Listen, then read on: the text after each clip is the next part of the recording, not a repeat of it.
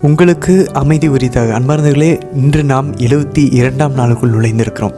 நம்ம நேற்று பிலேயாமினுடைய முதல் 2 உரைகளை பார்த்தோம். இது வரைக்கும் இஸ்ரேல் மக்களை அவர் சபிக்கவே இல்லை. இன்றைக்கி எண்ணிக்கை 24ஆம் அதிகாரத்தில் பிலேயாமினுடைய 3வது மற்றும் 4வது உரை இருக்க போது. ரொம்ப முக்கியமான உரைகள், ரொம்ப கவனமாக படிக்கலாம். தொடர்ந்து கூடவே எண்ணிக்கை 25ஆம் அதிகாரம் வாசிப்போம். இதில் நம்ம திரும்பவும் அன்பார்ந்தவர்களே, எப்படி அந்த முதல் தலைமுறை இஸ்ரேல் மக்கள் எகிப்திலேருந்து வந்தவங்க அந்த பொற்கன்று குட்டி வணங்கி சிலை வழிபாடுலேயும் விபச்சாரத்திலையும் ஈடுபட்டாங்களோ, அதே போல் இந்த 2ஆம் தலைமுறை மக்களும் நம்ம நினச்சி கூட பார்க்கல இப்படி ஒரு நிலைமை வரும்னு. திரும்ப அவங்க சிலை வழிபாட்டிலையும் விபச்சாரத்திலையும் ஈடுபடுவாங்க.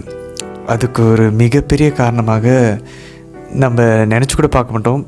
பிலேயாம் அதுக்கு காரணமாக இருப்பார். இது வரைக்கும் அவர் சபிக்கவே இல்லைன்னு நினைக்கிறோம். நம்ம அதை பின்னாடி விளக்க உரையில் பார்க்கலாம், எப்படி அவர் காரணமாகிறார் அப்படின்னு சொல்லி. பட் அதை நீங்கள் கூர்ந்து கவனித்துக்கொண்டே வாசிக்க முயற்சி செய்யுங்க. எப்படி பொற்கொன்று குட்டி வணங்கினதுக்கப்புறம் லேவியர்கள்லாம் உள்ளே பூந்து எல்லா மக்களையும் கொன்று குவித்து குருத்துவத்தை லேவியர் குலத்துக்கு பெற்றுக்கொண்டாங்களோ, அதே போல் இன்றைக்கி ஆரோனின் மகன் எலையாசரின் புதல்வன் பினகாசு அவர் இன்றைக்கி இந்த சிலை வழிபாடுக்கும் விபச்சாரத்துக்கும் காரணமாக இருக்கவங்களை கொன்று அவர் தலைமை குருத்துவத்தை அவர் தனதாக்கி கொள்வார். இதெல்லாம் இன்றைக்கி நம்ம வாசிக்க போகிறோம் எண்ணிக்கை 25ஆம் அதிகாரத்தில். ஸோ இன்றைக்கி 2 அதிகாரங்கள் வாசிப்போம் எண்ணிக்கையில். இணைச்சட்டத்தில் நேற்று நம்ம 25ஆம் அதிகாரத்தில் 8வது கட்டளையும் 9வது கட்டளையும் நம்ம பார்த்தோம். பிறர் மனைவியும் விரும்பாமல் இருக்கிறது குறித்தும் நம்ம பார்த்துட்டோம் நேற்று. இன்றைக்கி நம்ம தொடர்ந்து பிறனுடைய உடைமைகளை விரும்பாமல் இருக்கும்னா நமக்கு தாராள உள்ளம் வேணும். தாராள உள்ளம் வேணும்னா நம்ம ஏற்கனவே பார்த்த மாதிரி ஆண்டவருக்கான காணிக்கைகளை செலுத்தணும். நம்மளுடைய எல்லா விஷயங்களையும், பொருட்களில் எதெல்லாம் ஆண்டவர் நம்ம ஆசிரியக்கிறாரோ. இன்றைக்கி அழகாக இருக்கும் அன்பார்ந்தவர்களே. அந்த ஒரு வசனம் இருக்குது, நம்ம போய் கோயிலில் காணிக்கையை கொடுக்குறோன்னு வச்சுக்கோங்களேன். ஏதோ கடவுள் சொல்லிட்டாரேன்னு போய் கொடுக்குறதில்ல. நம்ம மனசு இன்றைக்கி இந்த இணைச்சட்டம் 26ஆம் அதிகாரத்தில் இன்றைக்கி நம்ம வாசிப்போம். அவ்வளோ அழகாக அந்த 10 கட்டளையினுடைய கடைசி விரிவாக்கத்தை நீங்கள் நம்ம பார்க்க போகிறோம். ஆண்டவர்கிட்ட போய் கொடுத்துட்டு ஒரு சொல்லுவார் ஆண்டவர். எல்லாத்தையும் நினைவுபடுத்தி, உன்னை கடவுள் எவ்வளோ அழகாக ஆசீர்வதிச்சு, உனக்கு ஒரு குடும்பத்தை கொடுத்து, உனக்கு ஒரு வீட்டை கொடுத்து, உனக்கு ஒரு வேலையை கொடுத்து, அதனுடைய முதல் பலன்களை கொண்டு ஆண்டவருக்கு கொடுத்துட்டு சந்தோஷமாக நீ கடவுள் முன்னாடி என்ஜாய் பண்ணுன்னு சொல்கிறார். ஆண்டவர் நம்மக்கிட்ட எப்பயுமே அதான் விரும்புகிறாரு, நம்மளை மகிழ்ச்சியாக இருக்க சொல்கிறாரு, அவரோடு சேர்ந்து இருக்க சொல்கிறாரு. ஆனால் நம்ம அவரை விட்டுட்டு இருக்க முயற்சி செஞ்சிட்ருக்கோம். ஸோ அதெல்லாம் இன்றைக்கி நம்ம சூப்பராக பார்ப்போம். அந்த மாதிரி ஒரு உள்ளத்தை நம்ம எதிர்பார்த்து ஆக்சுவலாக நம்ம இன்றைக்கி இந்த இணைச்சட்டத்தை வாசிக்க முயற்சிப்போம். ஸோ இது ஒரு பக்கம் இருக்க. இன்றைக்கி திருப்பாடல் 107 வாசிப்போம். இதுவும் யார் எழுதுனாங்கன்னு தெரில. பட் அவங்க அந்த லாங்குவேஜை பார்த்தா இஸ்ரேல் மக்கள் நாடு கடத்தப்பட்டதுக்கப்புறம் எழுதப்பட்டிருக்கலாம் அப்படின்னு சொல்லி கூறப்படுகிறது.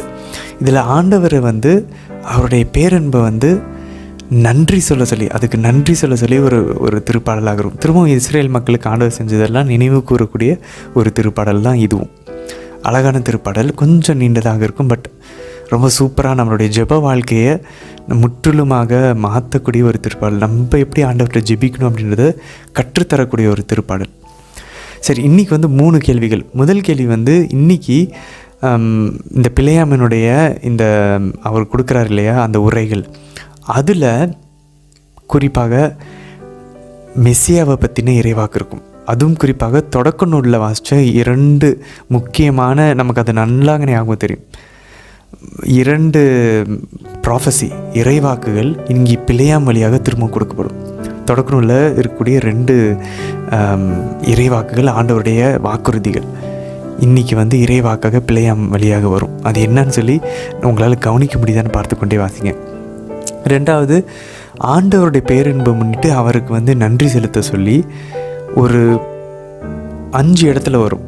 அந்த 5 இடங்கள் என்ன அப்படின்னு சொல்லி கவனித்து கொண்டே பாருங்க. முடிஞ்சால் அதை அந்த என்னென்ன வசனம்னு சொல்லி குறித்து வைக்க முயற்சி பண்ணுங்கள்.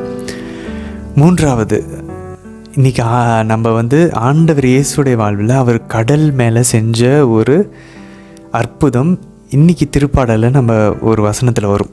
நமக்கு ஒன்று ஞாபகப்படுத்தும். கண்டிப்பாக ஆண்டவர் இயேசுவுக்கும் அந்த திருப்பாடல் வசனத்துக்கும் ஒரு சம்மந்தம் இருக்கும். அது என்னன்னு சொல்லி நம்ம எதிர்பார்த்து கொண்டே இன்றைக்கி திருப்பாடல் நம்ம வாசிக்கலாம்.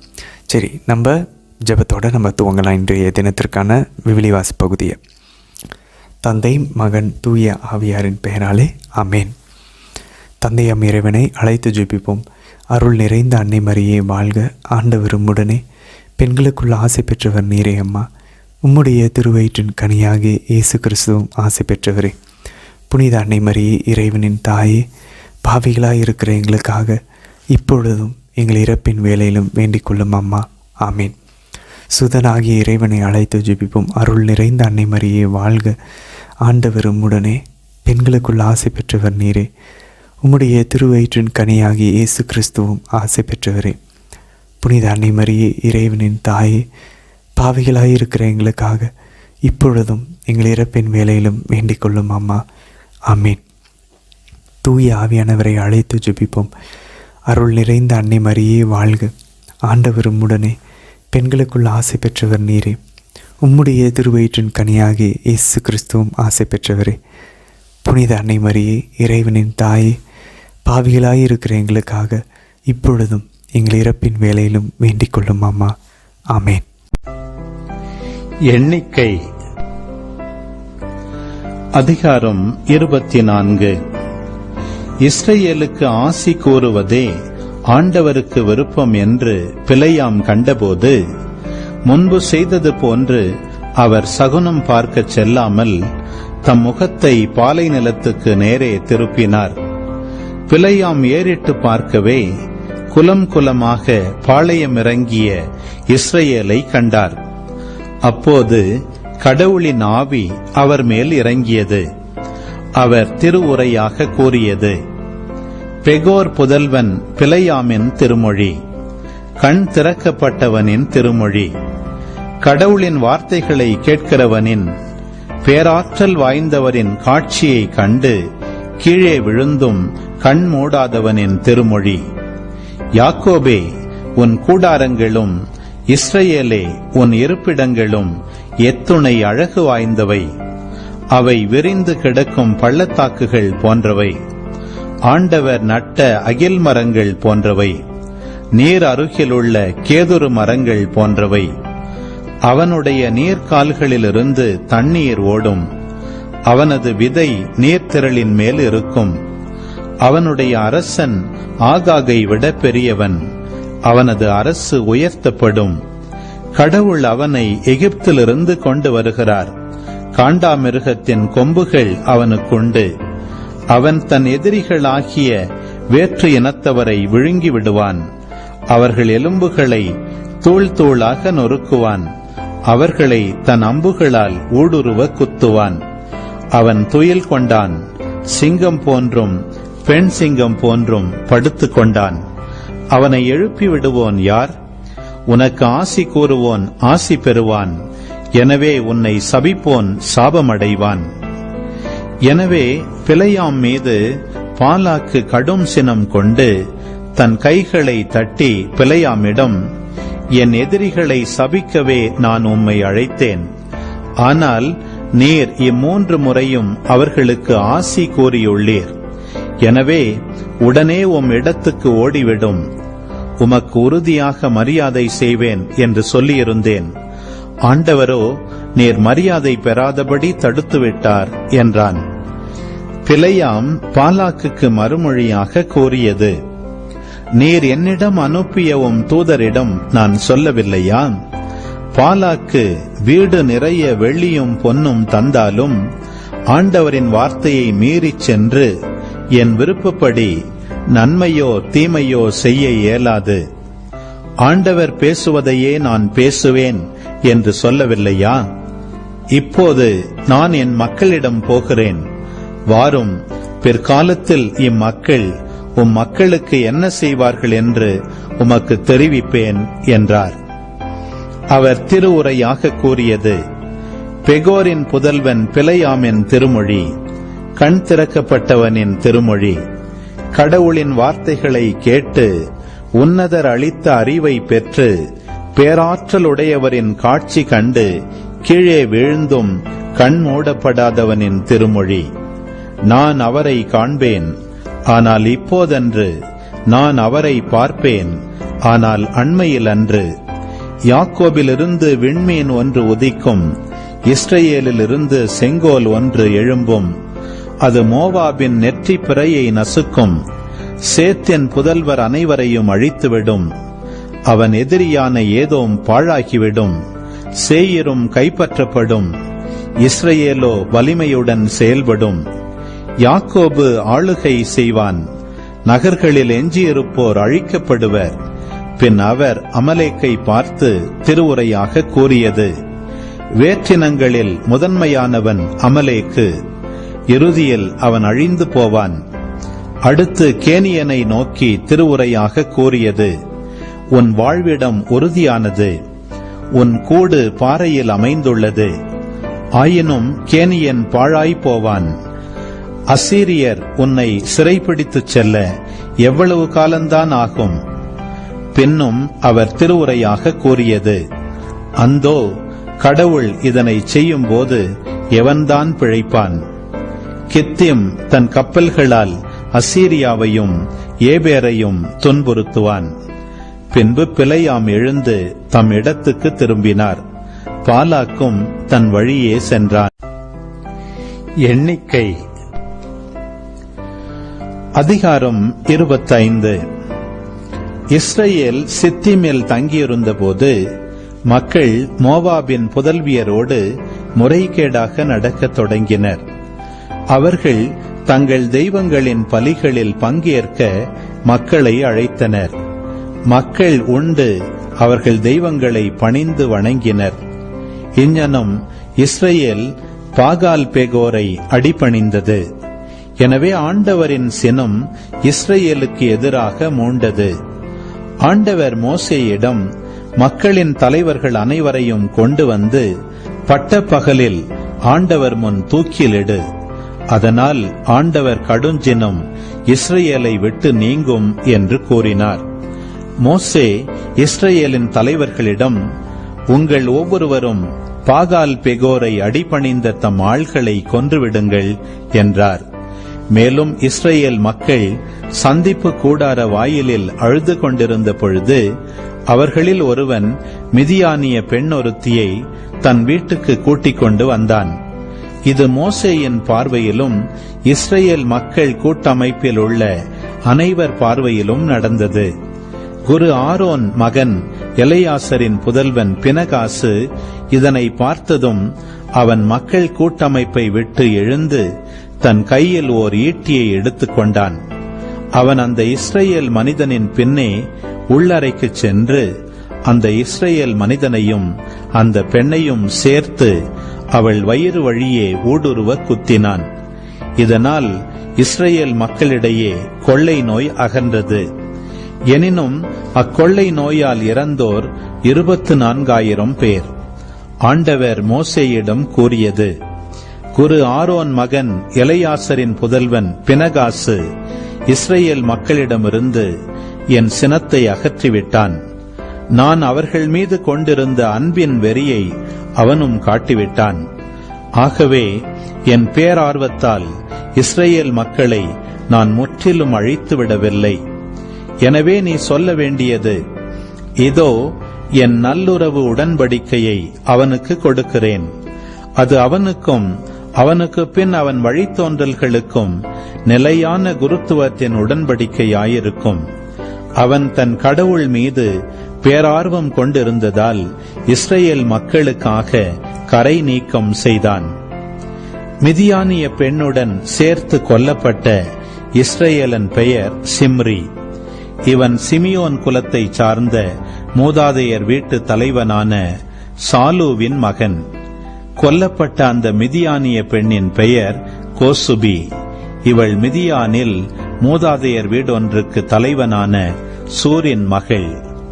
ஆண்டவர் மோசேயிடம் கூறியது: மிதியானியரை தாக்கி அவர்களை வெட்டி வீழ்த்துங்கள்.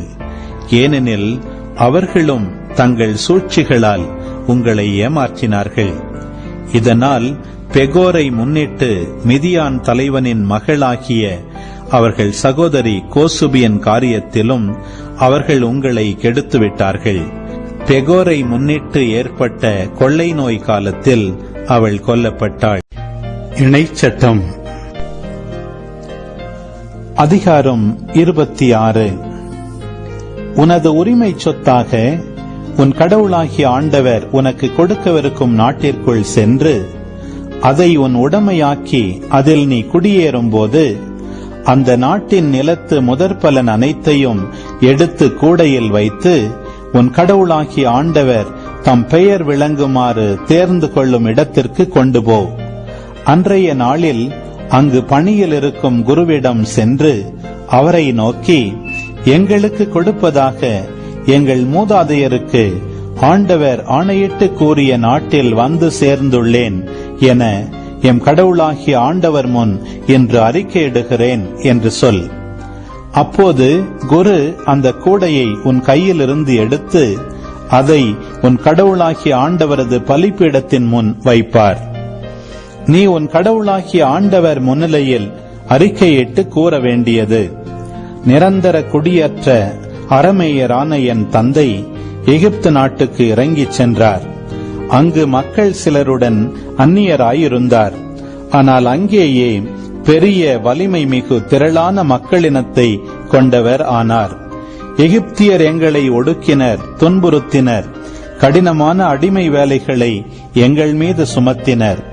அப்போது நாங்கள் எங்கள் மூதாதையரின் கடவுளாகிய ஆண்டவரை நோக்கி குரல் எழுப்பினோம். ஆண்டவர் எங்கள் குரலை கேட்டார்.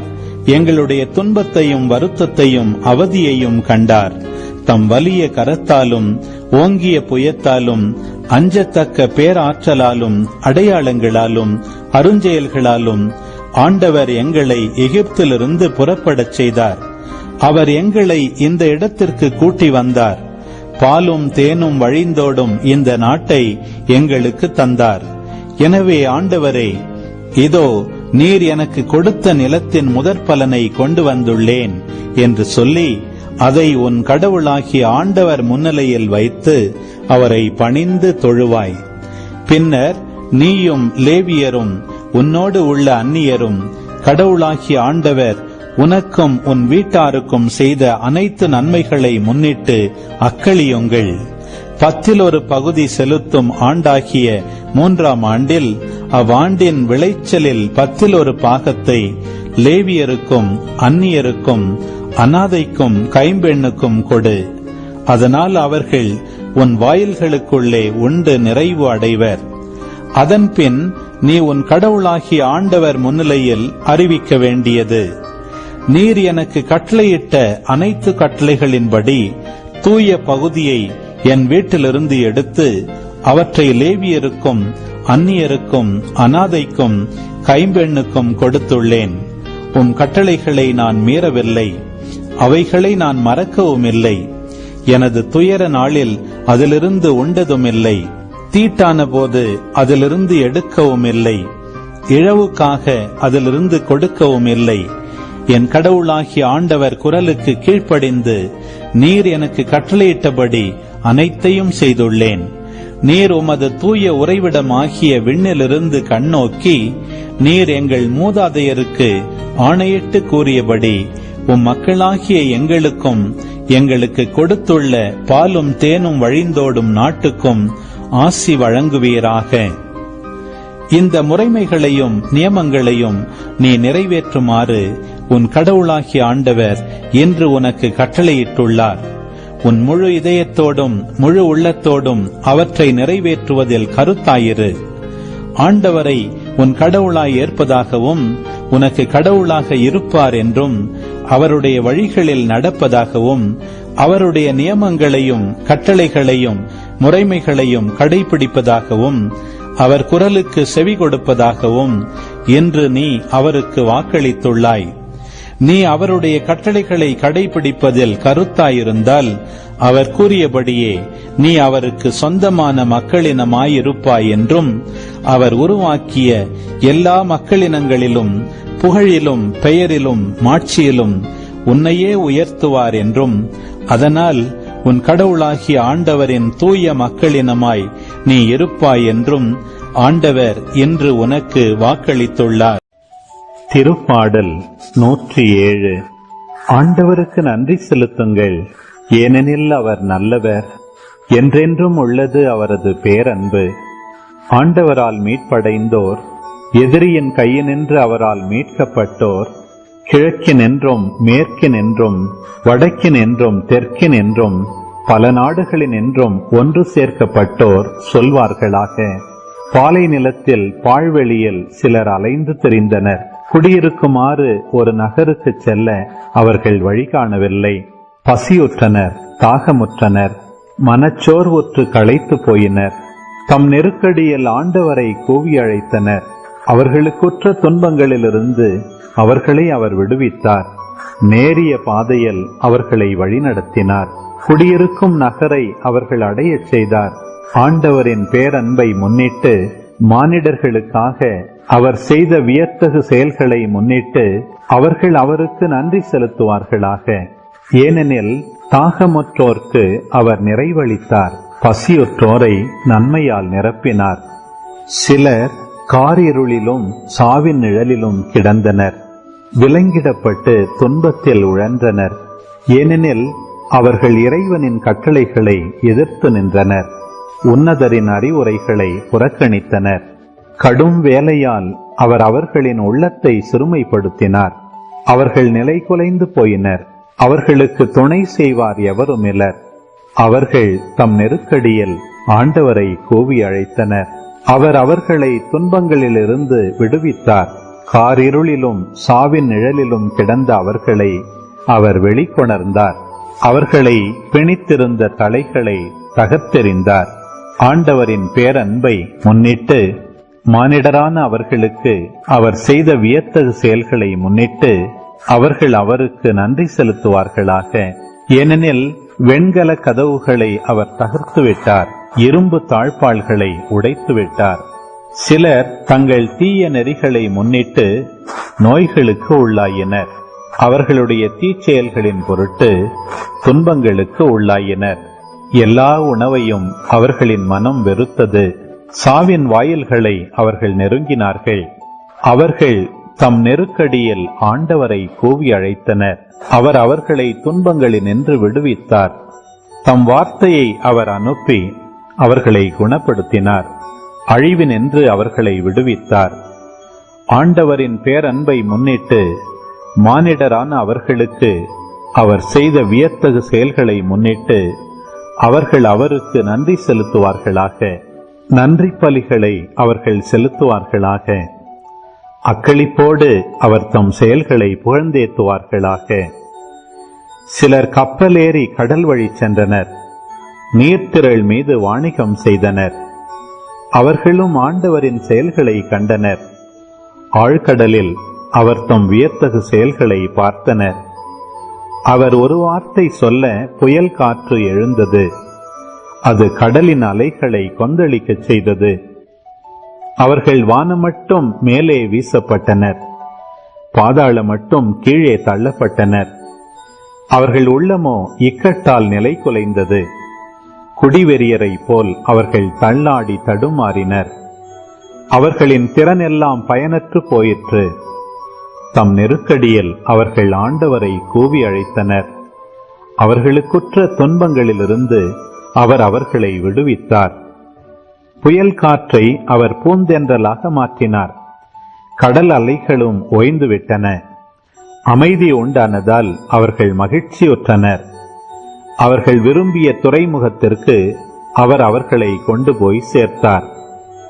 ஆண்டவரின் பேரன்பை முன்னிட்டு, மானிடரான அவர்களுக்கு அவர் செய்த வியத்தகு செயல்களை முன்னிட்டு அவர்கள் அவருக்கு நன்றி செலுத்துவார்களாக. மக்களின் பேரவையில் அவரை புகழ்ந்தேத்துவார்களாக. பெரியோரின் மன்றத்தில் அவரை போற்றுவார்களாக. ஆறுகளை அவர் பாலை நிலமாக்கினார், நீரோடைகளை அவர் வறண்ட தரையாக்கினார். செழிப்பான நிலத்தை உவர் நிலமாக்கினார். அங்கு குடியிருந்தோரின் தீச்செயலை முன்னிட்டு இப்படி செய்தார். பாலை நிலத்தையோ நீர் தடாகமாக மாற்றினார். வறண்ட நிலத்தை நீரூற்றுகளாக செய்தார். பசியுற்றோரை அங்கே குடியேற்றினார். அவர்கள் அங்கே குடியிருக்க நகரொன்றை அமைத்தனர். அங்கே அவர்கள் வயலில் விதைத்தனர், திராட்சை தோட்டங்களை அமைத்தனர். அறுவடைக்கான கனிகளை அவை ஈன்றன. அவர் ஆசி வழங்கினார். அவர்கள் மிகுதியாக பல்கி பெருகினர். அவர்களின் கால்நடைகளை குறைந்து போக விடவில்லை. பின்பு அவர்களின் தொகை குறைந்தது. அவர்கள் ஒடுக்கப்பட்டு துன்புறுத்தப்பட்டு இகழ்ச்சிக்கு உள்ளாயினர். தலைவர்கள் மேல் இகழ்ச்சியை கொட்டி அவர்களை பாதையற்ற பாழ்வெளியில் அலையச் செய்தார் அவர். ஆனால் எளியோரை அவர் துன்ப நிலை நின்று தூக்கிவிட்டார். அவர்கள் குடும்பங்களை மந்தை போல் பெருகச் செய்தார். நேர்மையுள்ளோர் இதை பார்த்து மகிழ்கின்றனர். தீயோர் யாவரும் தங்கள் வாயை மூடிக்கொள்கின்றனர். ஞானமுள்ளோர் இவற்றை கவனத்தில் கொள்ளட்டும். அவர்கள் ஆண்டவரின் பேரன்பை உணர்ந்து கொள்ளட்டும். ஆமீன். ஆண்டவரே, இந்த நாளுக்கான இந்த இறை வார்த்தைகளுக்காக நன்றி செலுத்துகிறோம் அப்பா. ஆண்டவரே, 2ஆம் தலைமுறை இஸ்ரேல் மக்களும் உங்களுக்கு எதிராக பாவம் செய்த போதும் கூட நீங்கள் அவங்கள மன்னிச்சு இரக்கம் காட்டி அவங்கள தாத்தில் அந்த பாலைவனத்தில் விட்டுறாமல் அவங்கள கூட்டிக்கிட்டு வாக்களித்த தேசத்துக்கு கூட்டிகிட்டு போனீங்களா, அதே போல் எங்களையும் நீங்கள் வழி நடத்திக்கிட்டு இருக்கீங்க அப்பா. நாங்கள் பாவம் செய்து கொண்டிருந்த போதும் நீங்கள் எங்களுக்கு இரக்கம் காட்டியிருக்கீங்க. உங்களுடைய பேரன்பை முன்னிட்டு உங்களுக்கு நாங்கள் நன்றி செலுத்துகிறோம் ஆண்டவரே. எங்களையும் நீங்கள் இந்த பாவத்திலிருந்து வெளியே கொண்டு வாங்க அப்பா. அம்மா, உங்களுடைய வல்லமையான பரிந்துரையினால் நாங்கள் ஆண்டவரை காயப்படுத்தாமல் இனிமேலாவது எங்களோட பாவத்திலிருந்து முழுதாக மனம் திரும்பி முழு உள்ளத்தோடும் முழு ஆன்மாவோடும் முழு பலத்தோடும் முழு சிந்தையோடும் ஆண்டவர் அன்பு செய்யணும், உங்களே அன்பு செய்யணுமா. அதுதான் எங்களுக்கு வேண்டும். அதுக்கு தான் இந்த பைபிள் நாங்கள் வாசிக்கிறோம், இந்த திட்டத்தில் இணைஞ்சிருக்கிறோம். உங்களுடைய கட்டளைகள் எங்களுடைய இதயத்தில் எழுதப்படணும். உங்களுடைய ஆவி எங்களுடைய இதயத்தில் நீங்கள் ஊற்றணுமா. எங்களுக்காக இந்த ஒரு வரத்துக்காக பரிந்து பேசுங்க. எங்களை மாற்றுங்க, எங்கள் இதயத்தை மாற்றுங்க, எங்கள் வாழ்க்கையை மாற்றுங்கம்மா. தந்தை, மகன், தூய ஆவியாரின் பெயராலே ஆமேன். அன்பந்தர்களே, இன்றைய தினத்திற்கான கேள்விகளுக்கான பதில் நம்ம முதல்ல பார்த்துடலாம். முதல் கேள்வி, இன்றைக்கான மெஸ்ஸியாவினுடைய இறைவாக்கு பிலேயாமினுடைய இதில் எங்கே இருந்துச்சு அப்படின்னாக்கா, இன்றைக்கி எண்ணிக்கை 24ஆம் அதிகாரத்தில் 17ஆவது வசனத்தில் பாருங்கள். நான் அவரை காண்பேன், ஆனால் இப்பொழுது அன்று. நான் அவரை பார்ப்பேன், ஆனால் அண்மையில் அன்று. அவர் பார்ப்பார், ஆனால் இப்போ இல்லையா. யாக்கோபிலிருந்து விண்மீன் ஒன்று உதிக்கும். ஸோ இந்த விண்மீனை இறையியல் வல்லுநர்கள் ஆண்டவர் பிறந்தப்போ வந்த அந்த ஸ்டார், அந்த நட்சத்திரத்துக்கு ஒப்பிடுறாங்க. அது மட்டும் இல்லை பாருங்கள், இஸ்ரேலிலிருந்து செங்கோல் ஒன்று புறப்படும். அந்த செங்கோல் எங்கே நம்ம பார்த்தோம் இதில் அது மட்டும் இல்லை, தொடர்ந்து பாருங்கள், அது மோவாபின் நெற்றி பிறையை நசுக்கும். நமக்கு ஞாபகம் இந்நேரம் வந்திருக்கும்னு நினைக்கிறேன். ஸோ இந்த செங்கோல் புறப்படுறது நம்ம வாசித்தோம். தொடக்க நூல் 49ஆம் அதிகாரம் 10வது வசனத்தில் யாக்கோபு அவருடைய புதல்வர்களுக்கு ஆசி கூறும்போது, குறிப்பாக யூதாவுக்கு, அவருடைய 12 பசங்களில் யூதா பையனுக்கு, யூதா குலத்திலேருந்து அவர் சொல்கிற ஒன்றிலிருந்து ஒரு செங்கோல் புறப்படும். ஸோ அரசன் யூதாவிலேருந்து தான் வருவாங்க, நம்ம ஏற்கனவே பார்த்தோம். அதே மாதிரியே தான் பின்னாடி நம்ம வாசிப்போம், தாவீது அரசர் யூதா குலத்திலேருந்து வருவார். ஸோ இது தாவீதையும் குறிக்கும், யூதர்களை பொறுத்த வரைக்கும் இது மெஸ்ஸியாவையும் குறிக்கக்கூடிய ஒரு இறைவாக்காக அவங்க பார்க்குறாங்க. இந்த பிலேயாம் ஒரு சாதாரண ஆள், நம்ம பின்னாடி பார்ப்போம் நம்ம இந்த விளக்க உரையில். சரி, செகண்ட் என்ன, தொடக்க நூலில் 2வது பாருங்கள், மோவாபின் நெற்றி பிறையை நசுக்கும். அவருடைய 4 ஹெட்டை நெத்தியை நசுக்குமா. நமக்கு இதை எதை ஞாபகப்படுத்துது? கரெக்ட், தொடக்க நூல் 3:15. உனக்கும் பெண்ணுக்கும் பகையை உண்டாக்குவேன். யாருக்கு? சாத்தானுக்கும். அந்த பெண் யார்? மாதா. அந்த உனக்கும்னு யார்கிட்ட பேசுகிறாரு? சாத்தான்கிட்ட, அந்த பாம்புக்கிட்ட பேசிகிட்டு இருக்காரு அங்கே ஏதேன் தோட்டத்தில். உனக்கும் பெண்ணுக்கும் பகையை உண்டாக்குவேன், உன் வித்து, சாத்தானுடைய வித்துக்கும் அந்த பெண்ணின் வித்துக்கும் பகையை உண்டாக்குவேன், அவள் வித்து உன் தலையை நசுக்கும். ஸோ பாருங்களேன், அல்டிமேட்டாக இதுதான் இந்த புரோட்டோ எவாங்கலியம் அப்படின்னாங்க, முன் நற்செய்தி. இதை பேஸ் பண்ணி தான் மொத்த பைபிளும் ட்ராவல் ஆகுது. பின்னாடி திருவெளிப்பாடிலும் அந்த பெண்ணுக்கும் அந்த பெண்ணின் வித்துக்கும் சாத்தானுக்கும் அரக்க பாம்புக்கும் தான் கடைசியாக போரும் இருக்கும். ஸோ மொத்த பைபிளும் இதுக்கு நடுவில் நடக்கிறது தான், மாதாவுக்கும் ஆண்டவர் இயேசுவுக்கும் சாத்தானுக்கும். நம்மளோட ஆன்மீக வாழ்க்கையும் இதை பொறுத்து தான், இதை தான் சுற்றிக்கிட்டு இருக்கு. ஸோ இதுதான் இந்த மெஸ்ஸியானிக் ப்ராஃபஸி. 2வது பார்த்தோன்னா, ஆண்டவருடைய பேரன்பை முன்னிட்டு அவருக்கு நன்றி செலுத்த சொல்லி 5 இடத்துல வரும்னு பார்த்தோம். எவ்வளோ அழகாக இருக்கு பாருங்கள். நம்மளோட ஜெபத்தில் அதை சேர்த்துக்கலாம். அன்பாக இருந்திருக்குல்லே, நம்ம ஆண்டவர் நினச்சி சந்தோஷம். ஆண்டவர் உங்களோட பேரன்பு எவ்வளோ பெருசாப்பா, நாங்கள் எவ்வளோ மோசமானவங்களாக இருந்தாலும், உங்களை நாங்கள் விட்டுட்டு போனாலும் நீங்கள் எங்களுக்கு எவ்வளோ இறக்கம் காமிச்சு எங்கள் வாழ்க்கையில் இன்னும் எங்களை கொன்று போடாமல் எங்களுக்கு நீங்கள் நன்மை தான் செஞ்சிட்ருக்கீங்க. அதை நம்ம திருப்பாடலில் வாசித்தோம். ஆண்டவரே நீர் நல்லவர், எப்பயுமே நன்மையே செய்கிறவர். ஆண்டவர்கிட்ட இதெல்லாம் நம்ம ஜெபிக்கும் போது ஆண்டவர்கிட்ட சொல்லலாம். நமக்கு வார்த்தைகள் கொடுக்குது. ஆவியானவர் நமக்கு பைபிளின் வழியாக நமக்கு கற்றுத்தரார் எப்படி ஜெபிக்கணும் அப்படின்னு சொல்லி. ஆண்டவரே உங்களோட பேரன்பை முன்னிட்டு என் வாழ்க்கையில் நீங்கள் செஞ்சது அடையாளங்கள் அற்புதங்களை முன்னிட்டு உங்களுக்கு நாங்கள் எப்பயுமே நன்றி செலுத்துவோம் ஆண்டவரே. இன்றைக்கி முதல் வசனத்துலேயும் அதான் பார்க்குறோம். 8ஆம் வசனம், 15ஆம் வசனம், 21ஆம் வசனம், 31ஆம் வசனம். 1, 8, 15, 21, 31 நோட் பண்ணி திரும்ப வாசிச்சு பாருங்கள். ஆண்டவருடைய பேரன்பை முன்னிட்டு மானிடர்கள் எல்லாரையும் நன்றி செலுத்த சொல்லியிருக்கோம். ஸோ மறந்துட வேணாம் ஆண்டவருடைய பேரன்பு. சரி, 3வது கேள்வி. இன்றைக்கி திருப்பாடல் ஆண்டவர் கடல் மேல் செய்த ஒரு அற்புதத்தை நமக்கு ஞாபகப்படுத்தும் ஒரு வசனம் அப்படின்னு சொல்லி பார்த்தோம். என்ன வசனம்? திருப்பாடல் 107 29ஆம் வசனம் அழகாக கூறப்பட்டிருக்குது. புயல் காற்றை அவர் பூந்தென்றலாக மாற்றினார், கடல் அலைகளும் ஓய்ந்து விட்டனர், அமைதி உண்டானதால் அவர்கள் மகிழ்ச்சியுற்றார்கள், அவர்கள் விரும்பிய துறைமுகத்திற்கு அவர் அவர்களை கொண்டு போய் சேர்த்தார். ஆண்டவர் பாருங்கள், மார்க் நற்செய்தி 4ஆம் அதிகாரம் 39ஆம் வசனத்தில் ஆண்டவர் அந்த புயல் காற்றையும் கடலின் அலைகளையும் கடிந்து கொண்டார், அது அப்படியே அமைதியாயிற்று. ஸோ இந்த திருப்பாடல் அங்கே நிறைவேறதை பார்க்குறோம். இந்த திருப்பாடல் தந்தையாம் இறைவனை குறிக்கிறது. ஆனால் ஆண்டவர் இயேசு அதே வல்லமையில் அங்கே செயல்பட்டு கொண்டிருக்கிறார். ஸோ இது கடவுளுடைய டிவினிட்டி, ஆண்டவருடைய இறைத்தன்மையை உறுதிப்படுத்தக்கூடிய விதமாக இதை நம்ம பார்க்கலாம். அது மட்டும் இல்லை, ஆண்டவர் நம்ம ஒரு துறைமுகத்துக்கு கொண்டு போய் சேர்ப்பாராம். நம்ம விரும்பி அந்த துறைமுகத்துக்கு பத்திரமா கூட்டிகிட்டு போகிறான். அது என்ன துறைமுகம்? இஸ்ரேல் மக்களுக்கு அந்த துறைமுகம் கானான் தேசம், பாலும் தேனும் வழிகிறது. அதுக்கு முன் சுவையாக அவருக்கு மண்ணாங்க கொடுக்கப்பட்டது அவங்களுக்கு. நம்ம இப்போ ஒரு பாலைவனத்தில் இருக்கோம், நம்ம ஒரு புயல் காற்றில் மாட்டிக்கொண்டு இருக்கோம், நம்மளோட வாழ்வு ஒரு போராட்டமாக தான் இருக்குது. ஆனால் நம்மளுடைய துறைமுகம் என்ன தெரியுமா? விண்ணகம். அதன் முன் சுவையாக தான் பாலும் தேனும் அந்த சுவையை ஆண்டவர் நமக்கு நற்கருணையில் கொடுக்குறார். சரி, இதான் இந்த 3 கேள்விகளுக்கான பதில்.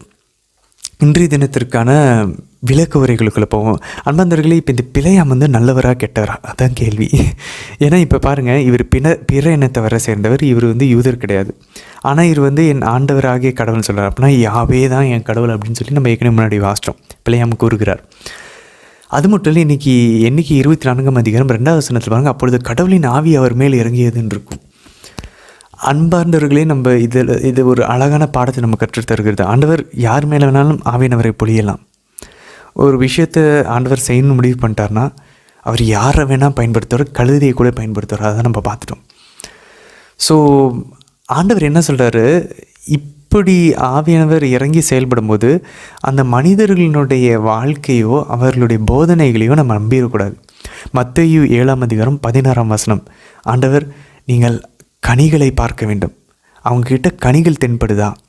அன்பு, அமைதி, பொறுமை, மகிழ்ச்சி, கனிவு, நன்னயம், விசுவாசம், தாழ்ச்சி, இச்சை அடக்கம், தாராளுள்ளம், நீதி ஆகிய தூய ஆவியானவருடைய கனிகள் அவங்கக்கிட்ட தென்பட்டுச்சுன்னா ஓகே, அவங்கள நீங்கள் நம்பலாம். இல்லைனா ஆவியானவர் இறங்கி பிள்ளையாம்கிட்டையும் பேசுவார், அவர் கழுதையை கூட பேச வைப்பார். ஏன்னா இந்த பிள்ளையாம் பார்த்தா இது வரைக்கும் உங்களுக்கு நன்றாக தெரியும், அவர் அதுக்கப்புறம் பேசிட்டு போயிட்டாருன்னு நம்ம வாசிக்கிறோம். பிள்ளையாம் இப்போ என்ன தப்பு பண்ணார்? அவர் கடவுள் சொல்ல மாதிரி அவங்கள யாரையும் சபிக்காமல் ஆசீர்வதிச்சுட்டு தானே போனாருன்னு நீங்கள் கேட்கலாம். ஆனால் நம்ம பின்னாடி வாசிக்கும் போது தான் எண்ணிக்கை 31ஆம் அதிகாரம் 16ஆவது வசனத்தில் வாசிப்போம். பிள்ளையாம் தான் இந்த பாலாக்கு அரசனுக்கு நம்ம ஆஸ்திரேலியா மோவாபினுடைய பெண்களை அனுப்பி விபச்சாரத்தில் ஈடுபட வச்சு அந்த யூதர்களை இஸ்ரேல் மக்களை மயக்கி அப்படியே அவங்கள சிலை வழிபட கூட்டிகிட்டு போக வச்சுருவான். எப்பயுமே பைபிளில் விபச்சாரமும் இச்சைக்குரிய பாவமும் சிலை வழிபாடும், அதாவது கடவுளை விட்டு விலகிறதும் ஒன்றாகவே வரும். அதனால் நம்ம ஏற்கனவே வாசித்தோம் ரோமேர் 1ஆம் அதிகாரத்தில், ஆண்டவரை விட்டு விலகி போனதுனால அவர்களுடைய இச்சைகள் விழுவதற்கு ஆண்டவர் விட்டு விட்டார். நம்ம ஏற்கனவே திரும்ப பார்க்குறோம். ஸோ ஆண்டவர் இந்த இச்சைக்குரிய பாவங்களை விளை வைக்கிறாரு அப்படின்னா அவரை விட்டு போயிட்டோன்னு அர்த்தம். திரும்பி அந்த பிணையாசினுடைய அந்த வாஞ்சையோடு ஆண்டவர்கிட்ட திரும்பி வரணும். நம்ம அதை பின்னாடி பார்ப்போம். ஸோ இன்றைக்கி 31ஆம் அதிகாரத்தில் நம்ம வாசிக்கிறோம். இந்த மக்களை வந்து இன்றைக்கி 25ஆம் அதிகாரத்தில் சிலை வழிபாட்டிலையும் விபச்சாரத்தில் ஈடுபட வச்சது பிலேயாம் தான். அன்பார்ந்தவர்களே, நம்ம இன்றைக்கி 24ஆம் அதிகாரம் முதல் வசனம் எப்படி ஆரம்பிக்குது? பிலேயாமுக்கு நன்றாக தெரிந்தது கடவுள் இஸ்ரேல் மக்களுக்கு ஏற்புடையவராக கருதுகிறார், இஸ்ரேல் மக்களை ஆசீர்வச்சிருக்காருன்னு தெரியுது பிலேயாமுக்கு. அதனால பிலேயாம் என்ன பண்ணுறாரு? அவருடைய கொடைகளுக்கு, அருங்கொடைகளுக்கு அவர் விசுவாசமாக இருக்கார். என்ன பண்ணுறாரு? கடவுள் சொன்ன ஒரு வார்த்தையை தவிர வேறு எந்த வார்த்தையும் பேசலை. Good, fine. அவருடைய அந்த அருங்கொடை அவருக்குள்ளே செயல்பட்டு கொண்டே இருக்குது. ஆவியானவர் அவர் வழியாக பேசுகிறார், ஃபைன். ஆனால் அவருடைய செயல்கள் பாருங்கள் முரண்பாடாக போச்சு. உனக்கு தெரியும்ல கடவுள் விரும்புகிறது இஸ்ரேல் மக்களை ஆசீர்வதிக்கணும்னு. நீ எதுவும் பேசலை, உன்னோட அருங்கொடைகளுக்கு நீ வந்து விசுவாசமாக இருந்த. ஆனால் உன் செயல் நீ என்ன பண்ணிட்ட? பாலாக்குக்கு போய் தவறான ஒரு அறிவுரையை கூறிட்டு நீ போயிட்ட. அதனால இஸ்ரேல் மக்கள் எத்தனை பேர் பாவத்தில் விழுந்தாங்க, சிலை வழிபாடுலையும் விபச்சாரத்துலையும். ஸோ இதை நம்ம எப்படி புரிஞ்சுக்கலாம் அப்படின்னா, அதே மத்தேயு 7ஆம் அதிகாரம் 21லேருந்து 23 வசனங்களில் பாருங்கள். கடவுளே கடவுளேன்னு சொல்லி ஆண்டவரேன்னு சொல்லிக்கிறாலும் விண்ணகத்துக்குள்ளே நுழைய முடியாது. அப்பொழுது ஒரு சில பேர் வந்து ஆண்டவரிடம் வந்து சொல்லுவாங்களாம், ஆண்டவரே உங்கள் பேரால் நாங்கள் இறைவாக்கு உரைத்தோம். புதிய ஏற்பாட்டில் இருக்குது. மத்தேயு 7, 21, 23 வசனங்களை பாருங்கள். ஆண்டவர்கிட்ட வந்து சில பேர் இறுதி நாளில் சொல்லுவாங்களாம், இறந்து போனதுக்கப்புறம் தீர்ப்பு நாளில், ஆண்டவரே உங்கள் பேரால் இறைவாக்கு உரைச்சும் நோய்களை குணமாக்கணும், பேய்களை கூட ஓட்டியிருக்காங்களாம். ஆண்டவர் சொல்லுகிறார் என்ன தெரியுமா?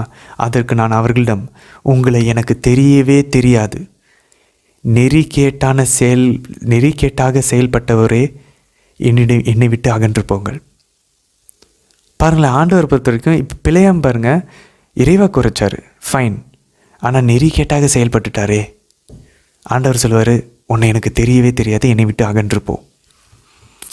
அதனால நல்லா நம்ம புரிஞ்சுக்கணும், ஆவியானவருடைய அருங்கொடைகளை நம்ம வேண்டான்னு சொல்லலை, நம்ம எல்லாருக்குமே வேணும். அப்போ தான் நம்ம ஆண்டவர் இயேசு தான் உண்மையான கடவுள் இந்த உலகத்துக்கு அறிவிக்க முடியும். புனித பவுல் அதான் புதிய ஏற்பாடு சொல்லுகிறார், நீங்கள் தூயாவினருடைய கொடைகளை, அருங்கொடைகளை நாடுங்க, குறிப்பாக இறைவாக்கு உரைக்கக்கூடிய அருங்கொடைகளை வாங்க. ஏன்னா நம்ம ஜெபிச்சு நோய்களை குணமாக்குறோம் அப்படின்னா யார் அதனால் மகிமைப்படுவார்? கடவுள் தான் மகிமைப்படுவார். நம்ம இறைவாக்கு வரைக்கிற மாதிரி நடக்குது. ஆண்டவர் கனவுகளை வெளியே, காட்சிகள் வெளியே பேசுகிறாரு. பாவங்களை நம்மளால் ஆண்டவர் ஆன்மாவாசிக்கூடிய வரங்களை கொடுக்குறார்.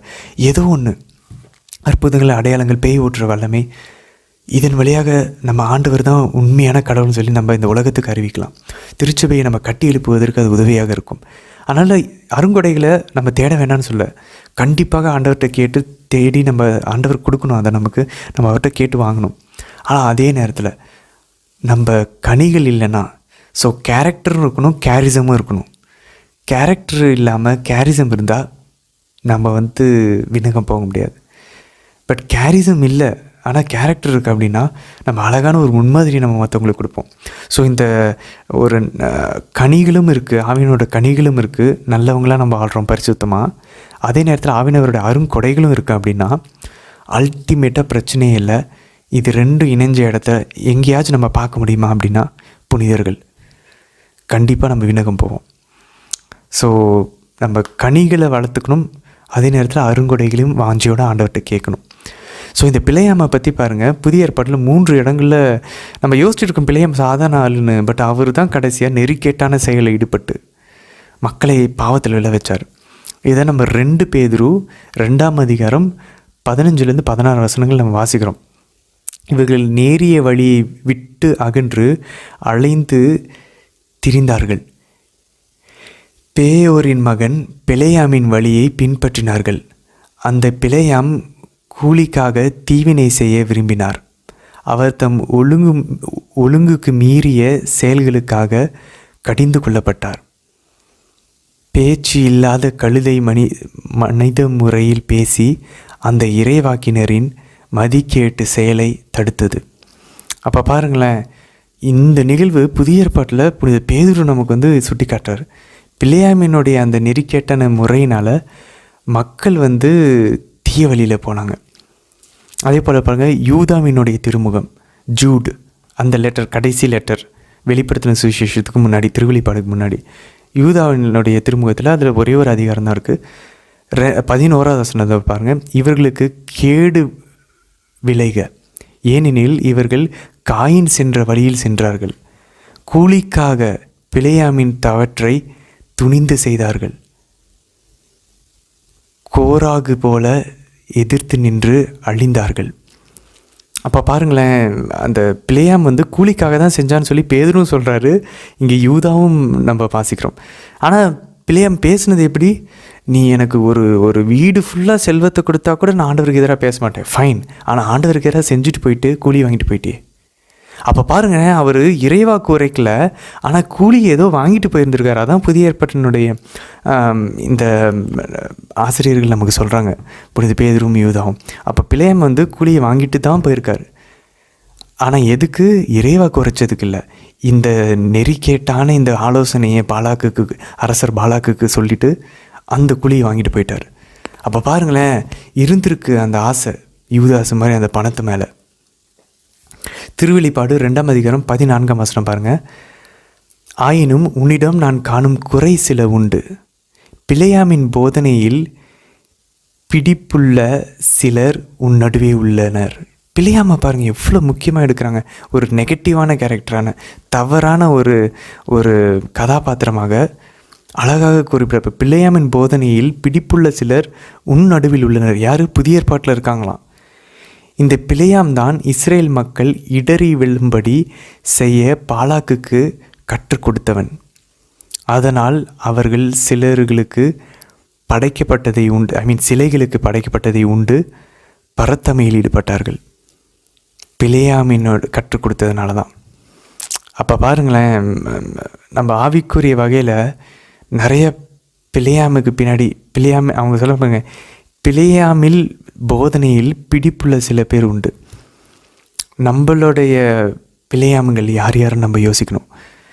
பிலேயாம் வந்து நம்மளை எப்படி அங்கே இஸ்ரேல் மக்களை வந்து கடவுளை விட்டு வெளியே கொண்டு வந்து பாவத்தில் விழ வச்சானோ, நம்மை கடவுளிலிருந்து அகன்று போக செய்து இமீடியட்டாக கடவுள்கிட்டருந்து நம்ம வெளியே வந்தாலே ப்ரொடெக்ஷன் விட்டு வெளியே வந்த மாதிரி உடனடியாக நம்ம பாவத்தில் விழுந்துரும். அப்போ அந்த பிலேயாம்கள் யார்? எந்த பொருட்கள், எந்த இடங்கள், எந்த நபர்கள், இல்லை எந்த வேலை, எந்த சூழ்நிலை, அதை நாம் அறவே தவிர்க்க வேண்டும். அது மட்டும் இல்லை பாருங்கள், ஆண்டவர் வந்து நம்ம ஏற்கனவே வாசிச்சோம் தொடக்க நூல் 12ஆம் அதிகாரத்தில் ஆபிரகாமுக்கு கொடுத்த அதே ஆசி இன்றைக்கி இணைச்சட்டம் இன்றைக்கி 24ஆம் அதிகாரம் 9ஆம் வசனத்தில் பிலேயாம் வழியாக ஆண்டவர் கூறுகிறார். இஸ்ரேல் மக்களை பார்த்து சொல்கிறார், ஆபிரகாமுக்கிட்ட சொன்ன அதே வார்த்தை இஸ்ரேல் மக்கள்கிட்ட சொல்கிறார், உனக்கு ஆசி கூறுவோன் ஆசி பெறுவான், எனவே உன்னை சபிப்போனும் சாபம் அடைவான். அப்போ பாருங்களேன், இதே தான் மாதா கிட்ட நம்ம ஏற்கனவே பார்த்தோம்.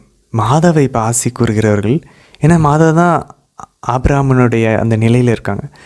ஆபிரகாமுடைய வித்து எப்படி உலக மக்களினங்களுக்கு ஆசீர்வாதமாக அமைதோ அதே நிறைவடைகிறது மாதாவிலும் மாதாவுடைய வித்திலும் ஆண்டவர் இயேசுவிலும். ஸோ மாதாவை ஆசீர்வதிப்பவர்கள் ஆண்டவர் இயேசுவை ஆசீர்வதிப்பவர்கள் ஆசீர் பெறுவார்கள். அதனால தான் நம்ம ஜெபமாலை சொல்லிட்டுருக்கோம், மறந்துடவே கூடாது இந்த ரெஃபரன்ஸை. அடுத்தது பாருங்கள், நம்ம இன்றைக்கி 25ஆம் அதிகாரத்தில் 3ஆம் வசனத்தை பாருங்கள். இங்கனம் இஸ்ரேல் பாகால் பேகோரை அடிப்பணிந்தது. அந்த என்ன சொல்கிறது, அந்த பாகால் பேகோர்னா அந்த அந்த அந்த சிலையோட இவங்க வந்து அடிப்பணிந்தது நம்ம வாசிக்கிறோம். அதை கரெக்டாக எபிரேய மொழியில் பார்த்தோம் அப்படின்னாக்க ஜாயிண்ட், அவங்களோட இணைஞ்சாங்க அப்படின்னு சொல்லி. ஸோ இந்த சாத்தானோட இணையும் போது அவர்களை வழிபடுகிறது அர்த்தம். ஸோ அவங்கள வழிபடுறதும் ஒன்றாக இணையிறதும் நம்ம பிரிக்க முடியாது. அப்போ நம்ம ஆண்டவர் இயேசு வழிபடுகிறோம்னா நம்ம அவரோட ஒன்றாக இணைகிறோம்.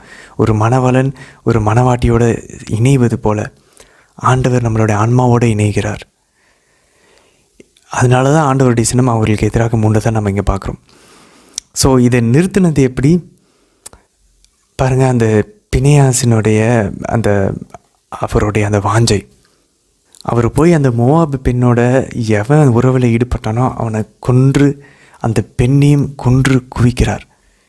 அப்போ அந்த பினேயாசினுடைய வாஞ்சை பாருங்கள் ஆண்டவருடைய கோபத்தை திருப்பி விடுது. அப்போ ஆண்டவர் சொல்கிறார் பாருங்கள், எண்ணிக்கை 25:12-13 வசனங்கள். எனவே நீ சொல்ல வேண்டியது பினேயாசை பார்த்து, இதோ என் நல்லுறவு உடன்படிக்கையை அவனுக்கு கொடுக்கிறேன்.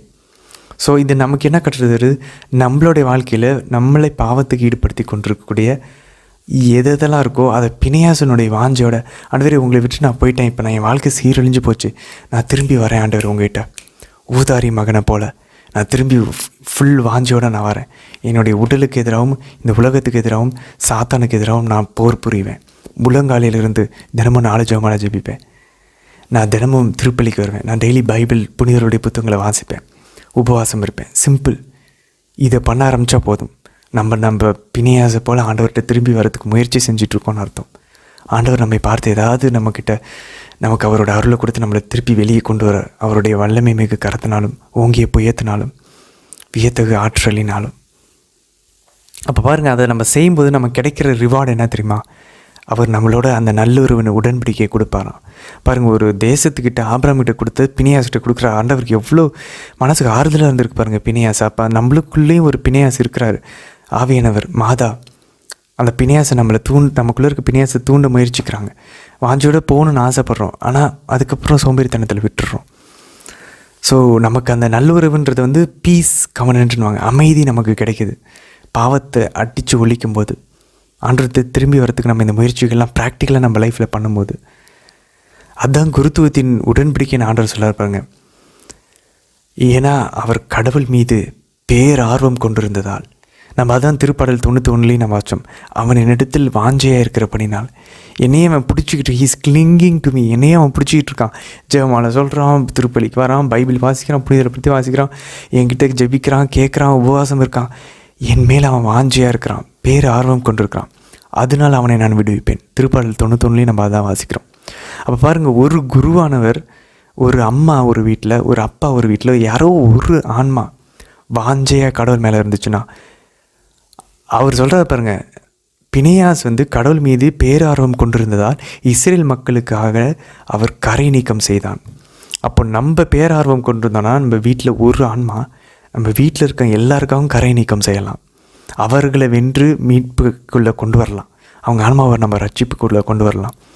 சக்கேயு அதான் பண்ணார். சக்கேயு ஒருத்தர் மனம் பண்ணார். ஆண்டவர் அவர் வீட்டில் அவரோட விருந்து உண்ண போனார். ஆண்டவர் என்ன சொன்னார்? இன்று சக்கேயுக்கு மீட்புண்டாச்சுன்னு சொல்லலை, இன்று இந்த வீட்டிற்கு மீட்புண்டாயிடுச்சுனார். வீட்டில் இருக்கவங்களாம் மனமாறின மாதிரி நமக்கு தெரியல. நற்செய்தியின்படி சக்கேயு மட்டும்தான் மனமாறினார். ஆனால் வீட்டுக்குள்ளே வந்துருச்சு அந்த மீட்பு. இப்போ சக்கேயு வழியாக ஆண்டவர் மற்ற எல்லாத்தையும் மீட்டுருவார். ஸோ ஒரு வீட்டுக்கு ஒருத்தர், ஏன் நம்ம பைபிள் வாசிக்கிற நம்ம இருக்கக்கூடாது? ஆண்டவருக்கு ஒரு கருவியாக, மாதாவுக்கு ஒரு கருவியாக நம்ம ஒரு நாளைக்கு 4 ஜெபமாலை ஜெபிக்க ஆரம்பித்து மாதாவை நம்ம வாழ்க்கையில் ஆன்மாவுக்குள்ளே கொண்டு வந்துட்டோன்னா, நம்ம மாதாவை வீட்டுக்குள்ளே கொண்டு வருவோம். நம்ம வீட்டுக்குள்ளே மாதாவை கொண்டு வந்துட்டோன்னா வீடு கடவுளுடைய ராஜ்யமாக மாறிடும். அன்பர்களே, இன்னொரு முக்கியமான வசனம் பாருங்கள், எண்ணிக்கை 25ஆம் அதிகாரத்தில் 17-18 வசனங்களை பாருங்கள். மிதியானியரை தாக்கி அவர்களை வெட்டி வீழ்த்துங்கள், ஏனெனில் அவர்கள் தங்கள் சூழ்ச்சிகளினால் உங்களை ஏமாற்றினார்கள். அன்பர்களே, மிதியான்ற இடத்துல சாத்தானை போடுவோமே, மிதியான்ற இடத்துல வந்து இந்த உலகத்தை போடுவோமே, சினிமாவை போடுவோமே, இல்லை நம்மளுடைய ஃப்ரெண்ட்ஸ் யாரும் நம்மளை தவறாக வழி நடத்தியிருப்பாங்க. அந்த மிதியானியர்ன்ற இடத்துல நம்மளுடைய உடலை போடுவோமே. உடல், இந்த உலகம், இந்த சாத்தான், இந்த 3 சூழ்ச்சி பண்ணி நம்மளை முட்டாளாக்கிடுச்சு பாருங்களேன். அதனால தானே நம்ம வந்து அந்த பாவங்களில் விழுந்தோம். ஆண்டவர் சொல்கிறாரு, இப்போ அந்த மிதியானியரை நீங்கள் தாக்கி அவர்களை வெட்டி வீழ்த்துங்க. அந்த ஸ்ட்ரைக்கு, தாக்கின்ற இடத்த வந்து சவாரார்ன்னு இருக்குது. சவாரார் அப்படின்னா அந்த எபிரிய மொழிக்கு அர்த்தம்னா டு பைண்ட், டு நேரோ, டு டிஸ்ட்ரெஸ். அவங்க வந்து கட்டி இடுக்கத்தில் போட்டு எதெல்லாம் யாரெல்லாம் சினிமாவாய், நீ சினிமா அறவே வெறுப்போம். எது நம்மளை பாவத்தில் வீழ செய்ததோ அந்த உறவை, அந்த ஃப்ரெண்ட்ஷிப்பாக வெட்டி வீழ்த்துவோம். அந்த மனுஷனை வெட்டி வீழ்த்த சொல்லலை, அந்த உறவை கண்டிப்பாக தப்புனா அதை ஸ்டாப் பண்ணலாம். அந்த வேலையா, அந்த சூழ்நிலையா, எல்லாத்தையுமே ஸ்டாப் பண்ணலாம். ஏன்னா அவங்க நம்மளை முட்டாளாக்கிட்டாங்க தெரியுமா? அதனால தான் நம்மளை ஏமாந்து போய் விழுந்தோம். இப்போது அதில் நம்ம இனிமேல் போக மாட்டோம். அவர்களை வெட்டி வீழ்த்தணும். அதான் ஆண்டவர் மத்தேயு நற்செய்தி 5ஆம் அதிகாரத்தில் சொல்கிறார், உங்கள் கண் உங்களை பாவத்தில் விழ செய்து அதை பிடிங்கி எழுந்து விடுங்கள். அதை தான் இங்கே ஆண்டவர் சொல்கிறார். அந்த மிதியானரை வெட்டி வீழ்த்துங்க, உங்கள் கண்ணை அதை வெட்டி வீழ்த்துங்க. கை உங்களை பாவத்தில் விழ வைக்குதா, கையை வெட்டி போடுங்கள். நீங்கள் ஒத்த கண்ணராய், ஒத்த கையராய் விண்ணகத்துக்குள்ளே நுழைவதே மேல். நீங்கள் 2 கண்ணோட 2 கையோட நரகத்துக்கு போகிறதை விட அப்படின்னு சொல்லி ஆண்டவர் சொல்கிறார். சரி, இது ஒரு பக்கம் இருக்க. இன்னொரு முக்கியமான விஷயம், இந்த பேத் பேர் இந்த இடத்துல வந்து இந்த மக்களை வந்து வெட்டி வீழ்த்தினாங்க. அன்றைக்கி 24,000 பேர் இறந்து போனாங்கன்னு சொல்லி நம்ம இப்போ வாசித்தோம். ஸோ இந்த மக்கள் யார்? முதல் தலைமுறையினர்களா 2ஆம் தலைமுறையினர்களா அப்படின்னு சொல்லி பார்த்தோன்னா நம்ம யோசிக்கிறோம், இன்னும் 2வது கணக்கெடுப்பு நடக்கலை. 2வது கணக்கெடுப்பில் தான் அந்த 2ஆம் தலைமுறையினர்கள் வருவாங்க. அடுத்த அதிகாரம் நாளைக்கு நம்ம இந்த 2வது மக்கள் தொகை கணக்கெடுப்பு வரும், அந்த 2ஆம் தலைமுறையினர்கள். ஸோ இது வந்து முதல் தலைமுறையினர்கள் சொல்லி ஒரு சில பேர் சொல்கிறாங்க, ஒரு சில இறையியல் வல்லுநர்கள். ஆனால் ஒரு சில இறையியல் வல்லுநர்கள் என்ன சொல்கிறாங்கன்னா, இல்லை ஆரோனை இறக்கும்போதே நம்ம ஏற்கனவே வாச்சோம் எண்ணிக்கையில், நம்ம இதுக்கு முன்னாடி ஆரோனை இறக்கும்போதே 40 வருஷம் முடிஞ்சிருச்சு ஆல்மோஸ்ட். ஸோ அப்போது அந்த டைமில் இருந்தவங்க வந்து இப்போது அவங்க அந்த டைமில் மீதி இருக்கிறவங்க ஆல்ரெடி அவங்க வந்து 40 + 20 வருஷம் கணக்கெடுத்தவங்க தான் இப்போ இருப்பாங்க. ஸோ 20 வயசுக்கு மேலே இருக்கவங்க தான் கணக்கெடுத்தாங்க. 20 வயசுக்கு மேலே கணக்கெடுத்து 40 வருஷம் முடிஞ்சிருச்சுன்னா இப்போ 60 வயசு. ஸோ 60 வயசில் இருக்கவங்க வந்து இந்த மிதியா நாட்டு பெண்களோடு அவங்க பாவம் செஞ்சுருக்க முடியாது. ஸோ அப்போ இந்த மோவாபு மிதியா நாட்டினர்கள் கூட பாவம் செஞ்சது பெரும்பாலானவர்கள் வந்து 2ஆம் தலைமுறையினர்களாக தான் இருக்கணும். முதல் தலைமுறை இஸ்ரேல் மக்களாக இருக்க முடியாது. அப்போ பாருங்கள், 2ஆம் தலைமுறையினர்கள் தான் இந்த பாவத்தை செஞ்சுருக்காங்க. ஸோ இதை நிறுத்தியது வந்து இந்த பினியாசினுடைய இந்த வாஞ்சை. ஸோ அப்போ பாருங்கள், நம்ம வாசிக்கிறோம் எண்ணிக்கை 25 8 - 9 வசனங்களில் பினியாசினால் ஒரு சில பேர் தான் வந்து இறந்து போனார்கள்னு நம்ம வாசிக்கிறோம். அந்த 24,000 பேர், மற்றவங்களாம் யாருமே இறந்து போகல. ஸோ 2ஆம் தலைமுறையினரில் மீதி நிறைய பேர் உயிரோடு இருக்காங்க, எல்லாருமே இறந்து போகலை, அந்த கொலை நோய் நின்றுச்சு. சரி, இன்றைக்கி இணைச்சட்டம் 26ஆம் அதிகாரத்துக்குள்ளே நம்ம போவோம். அதனுடைய விளக்கு வரைகள் ரொம்ப சுருக்கம்தான். ஸோ 8ஆம் வசனத்தில் பாருங்கள், ஆண்டவர் நமக்கு ஜெபிக்கக்கூடிய லாங்குவேஜ் நமக்கு கிடைக்கிது, வார்த்தைகள் கிடைக்குது பாருங்கள். நம்ம திரும்ப ஏற்கனவே பார்த்தது தான். அவர் தம் வல்லமை மிகு கரத்தினால் ஓங்கிய புயத்தினாலும் அஞ்சத்தக்க பேராற்றலாலும் அடையாளங்களினாலும் அருஞ்செயல்களினாலும் ஆண்டவர் எங்களை எகிப்திலிருந்து புறப்பட செய்தார். இது நம்மளுடைய வாழ்க்கையில் நடக்குது. நம்ம எப்போல்லாம் ஆண்டவர் நமக்கு ஒரு மிராக்கிள் செய்கிற, ஆண்டவரே உங்களுடைய வல்லமை மிகு கரத்தினால நீங்கள் இதை செஞ்சுருக்கீங்க, நன்றி ஆண்டவரே. உங்களுடைய ஓங்கிய புயத்தினாலையும் உங்களுடைய அஞ்சத்தக்க பேராற்றல் எங்களுக்கு இதை கொடுத்துருக்கு ஆண்டவரே, நன்றி. அழகாக சொல்லலாம் பாருங்களேன். அது மட்டும் இல்லை பாருங்கள், அந்த 10வது வசனத்தில் பாருங்கள், எவ்வளோ அழகான ஜெபம் பாருங்களேன் அன்பார்ந்தவர்களே. எனவே ஆண்டவரை பார்த்து சொல்லணும். ஆண்டவர்கிட்ட ஒரு காணிக்கை கொடுக்கும்போது இப்படிலாம் சொல்லணும்னு ஆண்டவர் எக்ஸ்பெக்ட் பண்ணுறாருப்பாங்களேன். நம்ம மனசு இப்படி இருக்கணுமா? நம்மளுடைய மனசினுடைய நிறைவு தான் வாய் பேசணும்னு ஆண்டவர் சொல்கிறார். ஸோ நம்ம மனசு இப்படி இருக்கணுமா? எவ்வளோ பியூட்டிஃபுல்லான விஷயம் பாருங்களேன். சும்மா சொல்கிறது மட்டும் இல்லை ஆண்டவரே நன்றின்னு, செயலில் காட்டும்போது பாருங்கள், நம்ம ஃபஸ்ட்டு மந்த் சேலரியிலேருந்து ஒரு 10ல் ஒரு பங்கு எடுத்து கொடுக்கும்போது, இல்லை ஒவ்வொரு மாதம் சேலரியிலேருந்து எடுத்து கொடுக்கும்போது, ஒரு புது ட்ரெஸ்ஸை வாங்கிட்டு போய் ஆண்டவர்கிட்ட கொடுக்கும்போது, ஆண்டவரே நீங்கள் கொடுத்ததுலேருந்து வாங்கியிருக்க புது ட்ரெஸ்ஸு உங்களோட வீட்டுக்கு நான் முதல்ல போடுறேன்ப்பா, திருப்பலிக்கு நான் போட்டுட்டு வரேன்ப்பா. ஸோ அந்த மாதிரி ஒரு அழகான விஷயங்கள் நம்ம பண்ணலாம் பாருங்கள். எனவே ஆண்டவரே, இதோ நீர் எனக்கு கொடுத்த நிலத்தின் முதற் பலனை கொண்டு வந்துள்ளேன் என்று சொல்லி அதை உன் கடவுளாகி ஆண்டவர் முன்னிலையில் வைத்து அவரை பணிந்து கொள்வாய். எப்படி யோசித்து எவ்வளோ அழகாக ரசிக்கிறாங்க. அதுக்கப்புறம் நீ அதை சந்தோஷமாக குடும்பத்தோடு என்ஜாய் பண்ணுன்றாரு நம்ம தொடர்ந்து வாசிச்சோன்னா. அது மட்டும் இல்லை, இன்றைக்கி இணைச்சட்டம் 26ஆம் அதிகாரத்தில் 16 - 19 சொன்னது பாருங்கள். இஸ்ரேல் மக்களை பார்த்து மோசே சொல்கிறார், நீங்கள் வந்து கடவுளுக்கு இதெல்லாம் சொல்லி வாக்களிச்சிருக்கேன், ஒரு கட்டளையெல்லாம் கடைப்பிடிப்பேன்னு சொல்லி. ஆண்டவர் உங்களுக்கு வந்து நீங்கள் அவரோட உரிமை சொத்தாக இருப்பீங்க. அவர் வந்து உங்களுடைய கடவுளாக இருப்பார், உங்களை அவர் வந்து ஆசீர்வதிப்பார், மகிமைப்படுத்துவார், எல்லாரையும் விட உயர்த்தவராக வைப்பாங்கன்னு சொல்லி ஆண்டவர் உங்களுக்கு வாக்குறுதி கொடுக்குறார், வாக்களித்திருக்கிறார். ஸோ இது நமக்கு எது ஞாபகப்படுத்துது? திருமண பந்தத்தை ஞாபகப்படுத்துது. ஸோ ஆண்டவர் மணமகனாக போலவும் இஸ்ரேல் வந்து மணமகளை போலவும் இருக்கிறாங்களாம். அதை நம்ம பின்னாடி பார்ப்போம். ஆண்டவர் இயேசு மணவாளனாக இருக்கிறார். திருச்சபையும் நம்மளுடைய ஆன்மாவும் மணவாட்டியாக இருக்கிறது. ஸோ இந்த ரிலேஷன்ஷிப்பை தான் பின்னாடி இறைவாக்கினர்களும் பயன்படுத்துவாங்க. இஸ்ரவேலே, உன்னை கட்டி எழுப்பியவர் உன்னை மணந்து கொள்ள வருவார். அது கரெக்டாக நிறைவேறியது, மாதா கிட்ட நிறைவேறியது. அதுதான் நம்ம மாதா வந்து புதிய இஸ்ரவேல்னு சொல்கிறோம், புதிய எருசலேம்னு சொல்கிறோம், புதிய சீயோன்னு சொல்கிறோம்.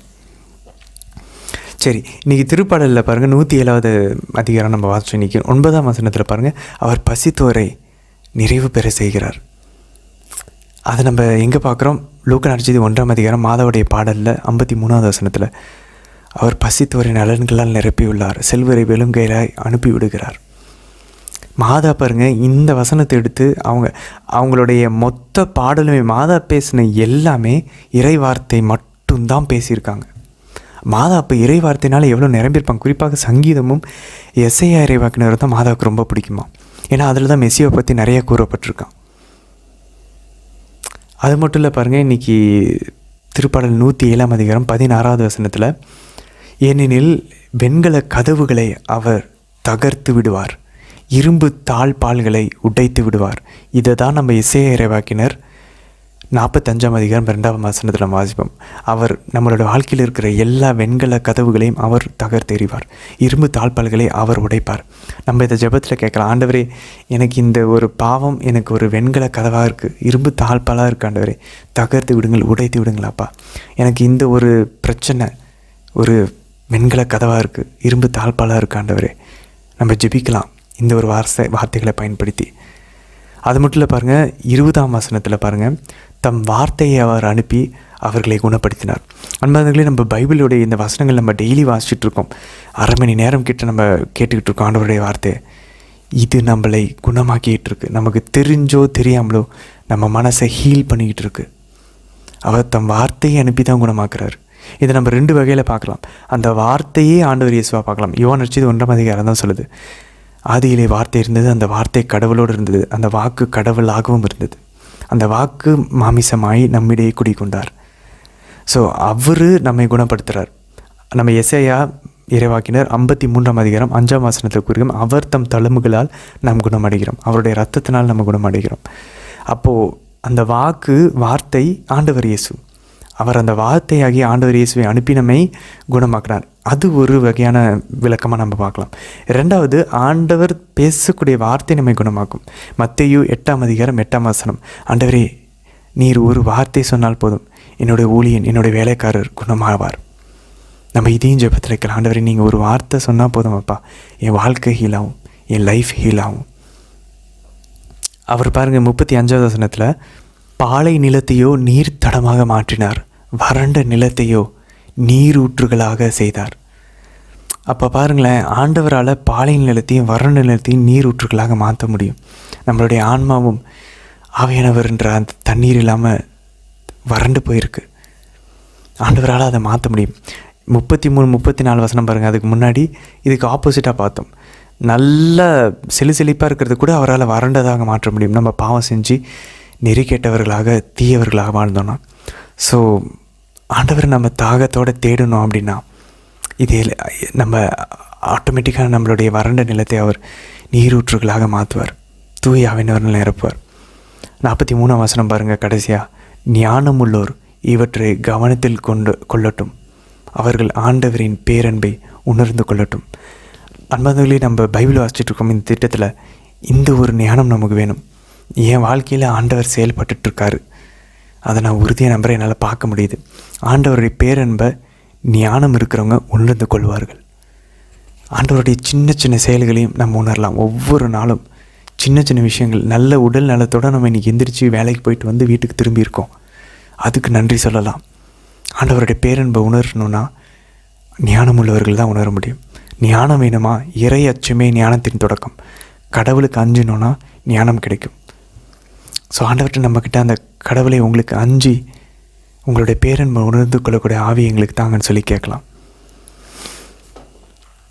வெண்கல கதவுகளையும் இரும்பு தாழ்பால்களையும் ஆண்டவரை உடைக்க சொல்லி நம்ம கேட்கலாம். தொடர்ந்து பயணிப்போம், அவர் உடைப்பார், நமக்கு அந்த ஞானத்தையும் இறை அச்சத்தையும் தருப்பார். நாளை தினத்துக்கான வீடியோவில் நம்ம சந்திக்கலாம். ஆமீன்.